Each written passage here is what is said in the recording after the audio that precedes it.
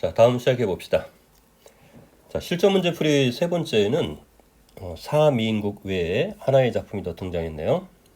어디서 많이 본 작품인데 이 작품을 공부하지 않은 친구도 있을 겁니다. 이 작품은 정서의 정과정이라고 하는 거예요. 이것은 고려시대 노래입니다. 고려가요의 하나인데요.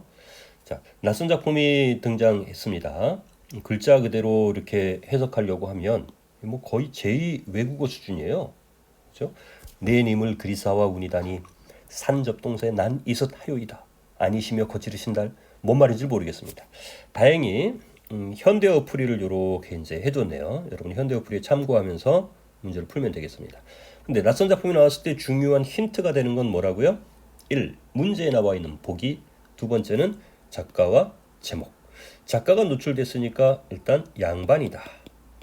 그렇죠? 제목은 정과정인데 제목의 의미는 정확히 잘 모르겠죠? 그래서 작품에 나와 있는 보기를 한번 보고 살펴보도록 합시다. 자, 9번에 나오는 보기 참고해봐요. 임금을 향한 신하의 충성과 절개를 담아 부른 노래는 연군가, 임금을 그리워하는 노래. 또 충신이 임금을 그리워하는 노래라고 하는데 가와 나가 이에 해당된다. 아하, 그럼 가에 나와 있는 정서의 정과정도 임금을 향한 신하의 충성과 절개를 담아 부르는 노래겠구나. 자, 가는 고려 의종 때 영모에 가담했다는 죄명으로 동네에 유배되었던 정서가 지은. 아하, 화자의 상황이 나와 있어요. 유배 같습니다. 그래서 연군가의 원류다. 연군가의 애가 시초다 이런 얘기예요. 정서는 자신을 다시 부르겠다던 임금이 약속이 지켜지지 않자 저런 임금이 귀양 가면서 야 너 다시 부를게까지 약속까지 했나 봐요. 그래서 자신의 결백함을 밝히고 그럼 작품 내용에는 뭐가 나온다는 거야?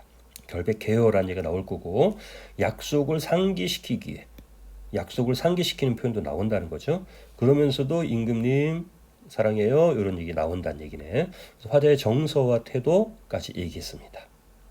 자, 나는 우리가 이제 잘 알고 있는 거니까 이 상황과 정서를 보고 가 작품을 공부한 다음에 문제를 풀어보도록 할게요. 현대어 풀이가 밑에 나와 있으니까 그것을 참고하긴 하겠지만 위에 있는 원래 표기로 우리 한번 살펴보기로 해요. 내가 님을 그리워하며 울며 지내더니. 자, 화자가 등장했고요. 그렇죠? 화자의 지금 정서는 뭐냐면 님을 그리워합니다. 그리고 울며 지내고 있습니다. 이때 울며 지내는 건 님에 대한 그리움 때문에 울며 지내겠죠. 정서 등장했고요. 그렇죠? 그리움, 슬픔 이런 겁니다. 산접동세가 나와 비슷합니다.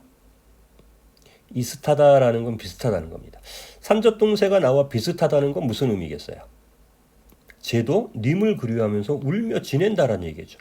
근데 산에는 접동세는 그냥 우는 거야. 근데 접동세를 보고 접동세야 너도 이미 그리워서 우니? 라고 했으니까 자기의 감정을 투영시킨 거죠. 얘는 감정이입의 대상입니다.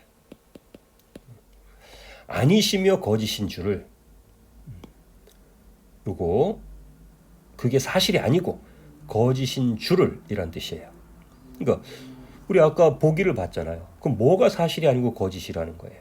자기가 영모에 가담했다는 것이 사실이 아니고 거짓이라는 것을 잔월효성이 알 것입니다.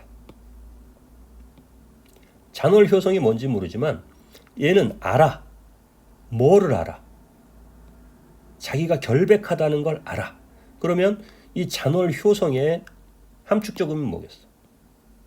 화자가 결백하다는 것을 아는 존재 이렇게 되는 거지. 그래서 얘는 윤리 판단의 주제자 역할을 하는 거예요. 잔월효성은 글자대로 하면 남아있는 달, 새벽별 요건데요. 하늘에 떠있는 천체죠. 의역하면은 저 하늘이 알 것입니다. 천지신명이 알 것입니다. 이런 얘기죠. 그러니까 이건 자기 결백을 호소한 부분입니다. 그 다음 넋이라도 님을 한데 내어져라. 아유, 넋이라도 넋은 이제 혼백 아닙니까? 죽어서라도 님과 함께 지내고 싶구나. 화자가 소망하는 바가 이거예요. 죽어서라도 님과 함께 하고 싶구나. 벽이 시더니 뉘러시니까. 와, 진짜 억울한가 봐요. 또 나왔어요. 우기던 사람이 누굽니까? 내가 영모에 가담했다고 우기던 사람이 도대체 누굽니까? 과도 허물도 천만 없습니다. 저는 어떤 잘못도 없습니다. 전혀 없습니다. 계속해서 자기의 억울함을 지금 호소하는 부분이 나왔어요. 여기도 마찬가지예요. 말이신디요. 말이 하면은 무리거든요. 무리들의 말일 뿐입니다. 뭇 사람들의 말일 뿐입니다. 사르뿐디요. 그래서 이제 정서가 또 노출됐죠. 사르뿐디요라는 얘기는 슬픕니다. 이런 뜻이에요. 슬프구나. 왜? 이게 다 거짓이 억울하고 더더군다나 님께서 나를 다시 부르겠다고 하는 걸 님이 나를 하마는 벌써 하마 잊었단 말입니까? 약속했잖아요. 부르기로. 아소는 아라는 감탄사예요. 님하. 하는 높임의 혹격조사. 님이시여 다시 돌려 들으시고 괴오셔서. 괴다 여기도 나왔네요. 괴다 사랑하다. 그리고 여기 나와 있는 쇼셔. 요거 명령형 종결음이 높임이라 그랬죠. 요거는 이제 호소하거나 기원할 때 쓰는 거예요. 그러니까 님에게 지금 호소하고 있는 거죠. 님이시여 다시 돌려 들으시고 저를 사랑해 주세요. 자, 그러면 전체적으로 화자는 자기가 지금 귀양 와 있는 상황에서 자기의 그 무죄, 억울함을 호소하고 임께서 다시 나를 잊지 말고 나를 다시 불러주세요, 사랑해 주세요 라고 하고 있고 죽어서라도 님과 함께 하고 싶습니다 라는 말을 하고 있는 겁니다. 자, 내용 파악됐죠? 자, 그러면 우리 순서대로 한번 풀어볼게요. 물론 9번부터 풀어야 되지만 이제 작품을 다 알았다고 가정을 하고 7번부터 풀어보겠습니다. 가와나의 공통점을 물었고 표현상의 특징과 효과를 물었으니까 여러분 이 습관 들이고 있죠? 반드시 슬래시로 끊는 습관 들여줘야 됩니다. 자, 네, 색채 이미지를 활용하여. 자, 이거 어떻게 풀라 그랬어요? 가도 보고 나도 보는 게 아니라 하나만 가지고 쭉 가보자. 나를 우리가 3인곡을 보는 거니까 3인곡 하나만 쭉 해도 답은 나오는데 만약에 둘 다 여러분이 잘 아는 작품이 아닐 경우는 짧은 작품 중심으로 살펴보는 게 훨씬 더 효과적일 수 있습니다. 그래서 자, 색채 이미지를 활용하여 그랬는데 색채 이미지라는 게 뭐예요? 색채어를 쓰거나 아니면 색깔이 있는 어떤 사물 이게 나와야 되는데 없죠. 가에 없습니다. 그다음에 좋은 글을 반복하여 그랬는데요. 요거 선택한 친구들이 무려 2명이나 됩니다. 일단 가에는 맞습니다. 이 좋은 글하는 게 뭐냐면 말 그대로 시에서 흥을 돋우기 위해서 운율도 형성됩니다. 운율을 조성해주는 일종의 보조수단으로 넣는 거예요.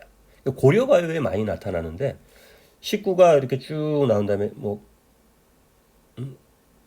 가시리 있고 뭐 위증줄과 태평성대 이런 게 나온다거나 정읍사에라는 또 이 백제노래 보면 아으다롱디리 뭐 이런 것들이 반복되거든요. 근데 이 아으다롱디리 이런 것들은 의미가 있는 게 아니고 악기 소리를 흉내낸 음악성을 살리는 이런 것들로 많이 나와요. 여기 가에서는 좋은 거가 뭐가 있냐면 이 아으 그러니까 아니시며 거신 줄을까지만 하면 되거든요. 근데 아으 여기도 혹시라도 임과 함께 지내고 싶습니다. 아으 요 아으는 그냥 좋은 구로 들어간 거예요. 사르뿐디어 아으 해서 가에는 맞아요. 가에는. 그런데 3인곡은 아무리 찾아봐도 음악성을 나타내기 위해서 이런 악기 소리 흉내내거나 하는 흥을 돋구기 위한 어떤 표현들은 없었어요. 자, 그다음에 영탄적 표현 그랬는데 자, 여기 있는 영탄의 의미가 뭐라고? 자기 내면에 있는 기쁨, 슬픔, 놀람 같은 그런 감정들을 바깥으로 표출하는 것을 영탄이라고 합니다. 그리고 그런 영탄이 나타난 표현법을 영탄법이라고 해요. 영탄법이 쉽게 우리가 찾아낼 수 있는 것은 감탄사 등장하면 되죠. 감탄사. 우리 가에서 아으 이런 거 나왔거든요.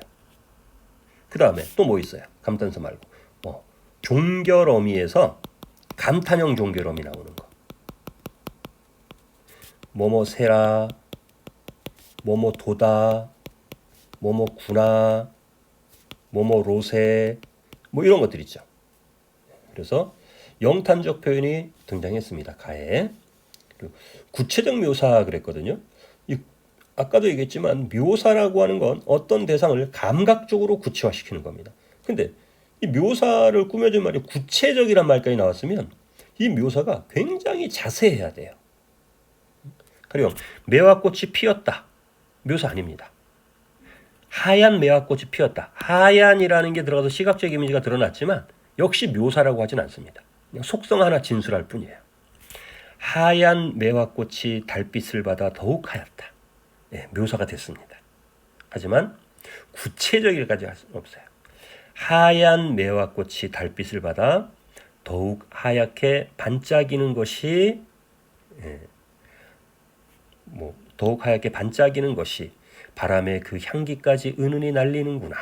이런 식으로 굉장히 장황하게 표현을 해줘야 나름 구체적이다라고 할 거예요.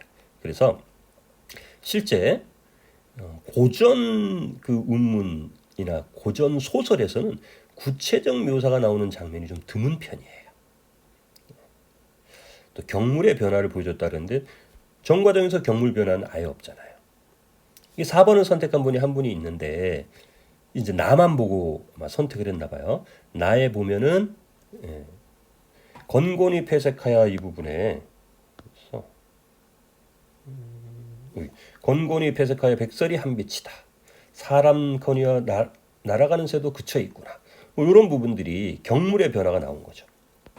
경물이라고 하는 것은 계절에 따라서 변하는 경치를 경물이라고 해요. 그러니까 이 경물 변화가 여기 있습니다. 하지만 이 또한 대상을 구체적으로 묘사했다까지 보기는 어려울 거예요. 음성상징은 의성어나 의태어인데요.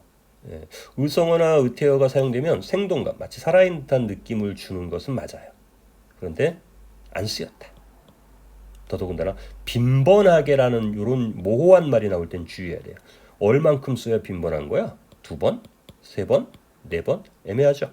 이거는. 그래서 빈번하게가 답이 되는 경우는 극히 드뭅니다. 그래서 답은 3번이었다. 가만 가지고서는 이렇게 2개 남았는데 이 2개를 이제 나를 가지고 하나를 좁혀주면 되는 거죠. 자, 8번 문제입니다. 기억은 잔월효성이었고 니은은 양춘이었는데요. 우리 이런 유형의 문제 풀 때 이게 시어의 의미를 묻는 거잖아요. 할 때는 어떻게 푼다? 시어 그 자체를 보고 판단하는 게 아니라 시의 흐름상 보는 거죠. 그러면 이 잔월효성은 뭐예요? 내가 아무런 잘못이 없다는 것을 알 것입니다. 잔월효성이. 그러니까 얘는 내가 잘못이 있는지 없는지를 아는 존재인 거죠. 그러니까 이거밖에 없는 거예요. 이거밖에. 가령 외양 화자와 동일시 땡. 가에서 동일시 되는 건 접동사 정도였고요. 기억은 외양 땡. 화자가 현실 극복 의지가 투영됐다고요? 땡. 그리고 잔월효성 임과 화자선을 가로막고 있다고? 땡. 예. 기억만 봐도 답은 요거네요. 니은의 양추는 뭐였더라? 겨울에 님한테 보내고 싶은 거였죠? 왜? 추울까봐. 염려죠. 예. 그래서 답은 4. 9번 문제 보겠습니다. 틀린 친구 4번을 선택해 틀린 친구인데 4번만 볼게요. 나의 앙금도 차기도 차구나. 이 밤은 언제 셀 것인가에서는 화자는 임과 떨어져 지내는 자신의 처지까지 맞죠? 그 다음에 독수공방하는 여인의 처지에 빗대어 이것도 맞습니다. 독수공방이라는 것은 공방은 빈 방이에요. 쓸쓸한 방. 보통 임 없는 방을 얘기합니다. 독수, 혼자 지키고 있다는 얘기입니다. 그러니까 임 없는 방에 혼자 있는 여인의 모습. 네, 띵동입니다. 자, 3번이 잘못된 이유는 옥루 고쳐야 더욱 일러 무엇하겠느냐라고 했을 때 화자가 임금과 떨어져 지내는 슬픔이 아니라 임에 대한 염려였고요. 자신이 응거하는 거처를 통일하는데 옥루 고처는 누가 있는 거예요? 여기가 임금이 있는 거죠. 내가 있는 곳은 소상난반이었잖아요. 그래서 3번이 X였었습니다. 자, 마지막 질문 가볼까요? 이 문제는 서사가 지금 나왔네요. 그렇죠? 그리고 동풍, 여기서부터 이제 본사, 봄이 나왔고요. 봄 얘기가 쭉 가다가 중략된 다음에 바로 겨울로 넘어갔어요. 이렇게 지문 속에 중략 있는 거 잘 봐야 됩니다. 이렇게 나와 있는데 만약에 지문이 사계절의 변화에 따라라고 말하면 이 지문만 가지고는 알 수가 없잖아요.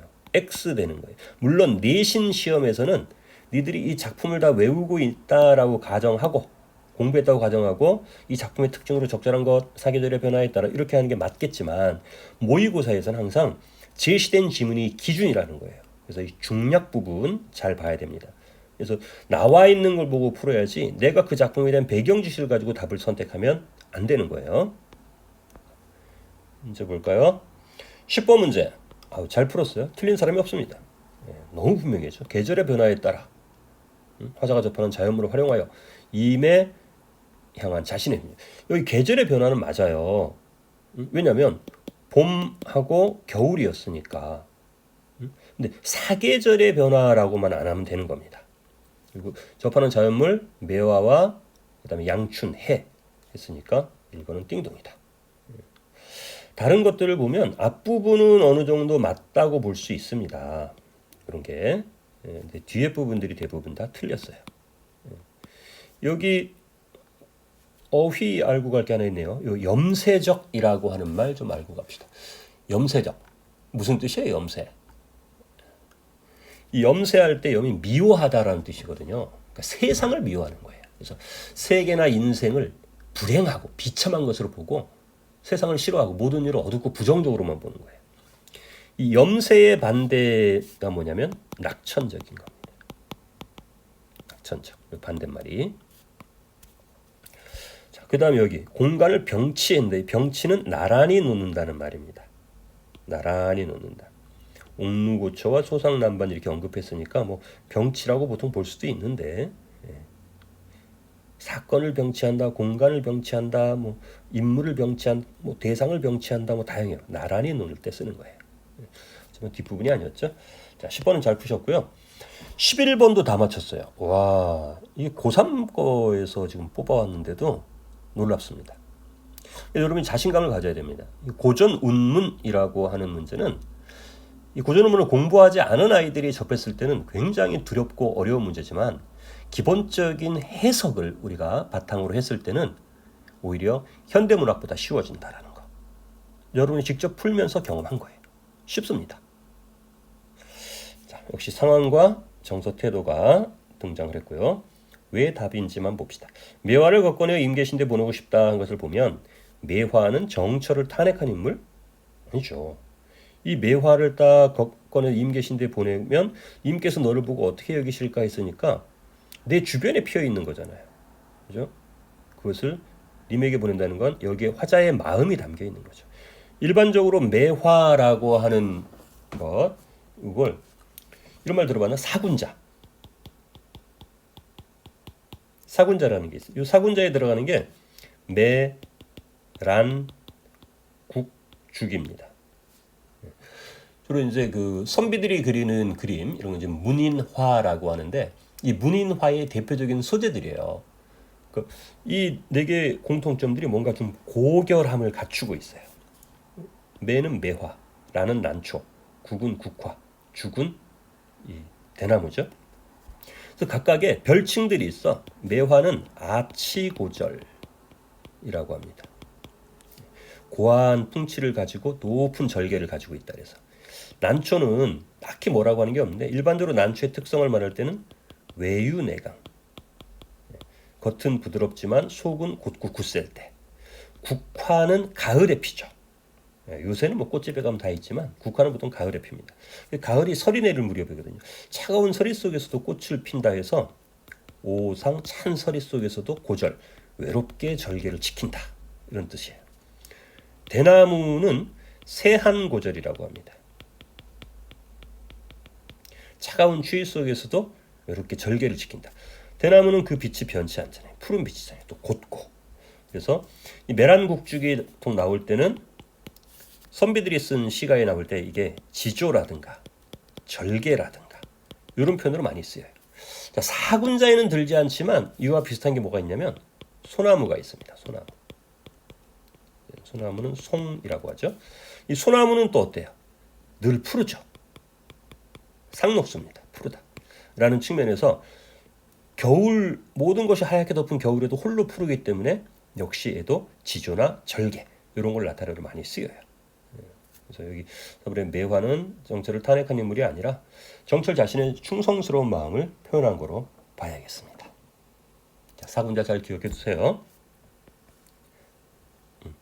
12번 문제입니다. 어이구, 여긴 두 명이 틀린 친구가 있었군요. 자, 몇 번을 틀린 거? 3번을 선택해서 틀린 친구들이 있는데, 일단 3번의 디귿을 한번 봐봅시다. 디귿이 뭐였냐면 붉은 치마를 여며 입고 푸른 소매를 반쯤 걷어라는 구절이었거든요. 그러면 대비적인 시어라는 표현을 썼는데, 사실 대비적인 시어, 의미상 대조적인 어떤 것이 등장해야 그럴 때 보통 쓰거든요. 그럼에도 불구하고 여기에 이제 홍상이라든가 취수라는 표현이 나왔으니까, 홍상은 붉은 치마고 취수는 푸른 소매예요. 그러니까 붉은색과 푸른색의 색채 대비는 있다. 뭐 그걸 가지고 따졌다면 그래, 거기까지는 인정해 주자. 아마 요 2번이라고 선택한 친구들도 그래서 대비적 시어를 사용하기까지 맞다고 했을지 모르겠어요. 자, 100번 양보해서 거기 있다고 해도 이 습관을 우리는 꼭 들여야 된다고 했잖아요. 끊어. 이게 자신의 결심이 확고함인가, 이건 태도의 문제잖아요. 화자가 여기서 어떤 결심을 드러내고 있어요. 이 장면에 앞뒤 맥락을 보면은요, 붉은 치마를 여며 입고 푸른 소매를 반쯤 걷어서 뭐해? 일모수죽의 잡념도 많기도 많구나라고 나왔잖아. 그러니까 해질 무렵에 대나무에 기대어서 이 생각 저 생각이 많기도 많아. 그럼 이게 결심이 확고한 거니? 아니죠. 또 전체 맥락상 보면 임에 대한 그리움, 여기서의 생각은 임 보고 싶어, 임에 대한 그리움, 이런 것들 거 아니야. 그러니까 결심이라고 하는 것 자체가 등장하지 않았다. 그래서 X입니다. 자, 정답인 거. 편작이 열이 온다 한들 이 병을 어찌하리. 어찌하겠네. 어쩔 수 없다. 서리적 표현이라고 그랬죠? 맞습니다. 그러면 이 병 고칠 수 있다 없다? 못 고친다는 얘기인 거니까 사였죠? 네. 자, 잘 풀었습니다. 이번에는 여러분들 점수가 놀라울 정도로 높았어요. 훌륭합니다. 자, 깜짝 퀴즈 세 번째입니다.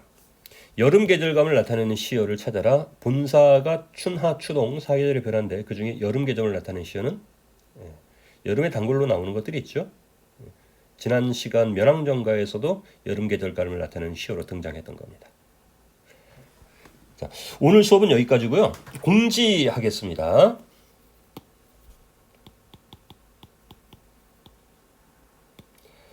내가 지금 이 영상을 찍고 있는 게 일요일 오전 6시 5분 현재입니다.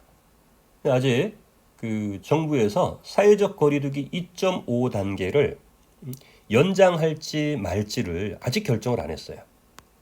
원래대로는 오늘까지가 이제 2.5 단계고, 그리고 월요일부터는 좀 하향이 돼야 되는데 아직 안 됐습니다. 그래서 만약에 2.5 단계가 연장이 될 수가 있어요. 그랬을 때 역시 우리는 또 온라인 실시간으로 하는데, 연장이 안 되면 오프라인으로 진행합니다. 오프라인으로 진행하면서 온라인으로 하고 싶은 분들은 선택권을 줄 거예요. 그런데 전면 온라인을 할 경우 있죠. 만약에 그럴 경우는 4강을 줌을 활용해서 한번 온라인 대면 수업을 한번 진행하는 방식으로 해볼게요. 만약에 그렇게 되면 다시 공지를 할 겁니다. 알겠죠? 자, 깜짝 퀴즈 개인톡으로 제출하시고, 그리고 어휘 테스트 답안도 제출하시고, 모든 걸 다 한 다음 반드시 단톡방에 수강 완료라고 하는 톡을 올려주시기 바랍니다. 수고 많았어요.